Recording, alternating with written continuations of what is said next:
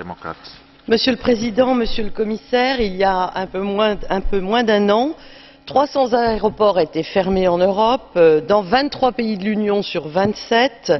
Cela a causé des pertes financières considérables et surtout, comme l'ont rappelé les collègues, plus de 10 millions de personnes qui n'étaient pas tous en voyage de tourisme ont dû remettre leur voyage et trouver d'autres moyens de transport. C'est le résultat du chaos procuré par un événement totalement naturel qui nous a replacés dans un contexte important par rapport à la nature et qui a provoqué une paralysie sans précédent dans le ciel européen. Bien sûr, il est difficile de prévoir une éruption volcanique et plus encore la formation de ce nuage de cendres. Bien sûr, plus difficile que de prévoir un épisode neigeux, mais la crise qui a été provoquée par ce nuage a mis en lumière tous les manquements et les lacunes de la gestion du trafic aérien dans l'Union, la faiblesse et l'absence d'un certain nombre d'outils de gestion. Donc ces différents constats, ces trois constats m'amènent à trois propositions pour rebondir.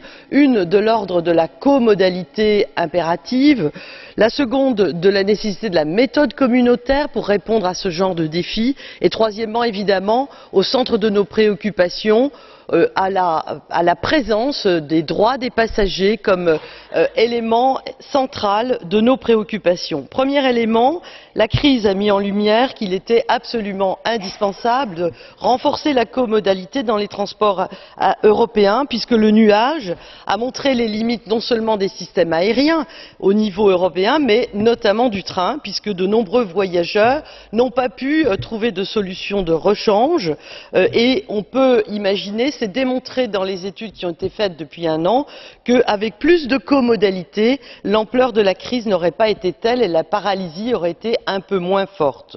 Deuxième élément, tout comme dans la crise financière et tout comme les débats que nous avons sur la méthode communautaire par rapport à l'intergouvernemental, ici, dans le domaine des transports, ce n'est pas l'intergouvernemental, ce n'est pas une réponse fragmentée de 27 États membres qui pourra résoudre les difficultés que nous avons connues et qui peuvent se reproduire, mais vraiment une méthode communautaire. Pour cela, il faut renforcer les compétences d'Eurocontrol, les renforcer dans un système communautaire et bien sûr, comme les collègues l'ont dit, procéder à l'achèvement du ciel unique européen de manière urgente.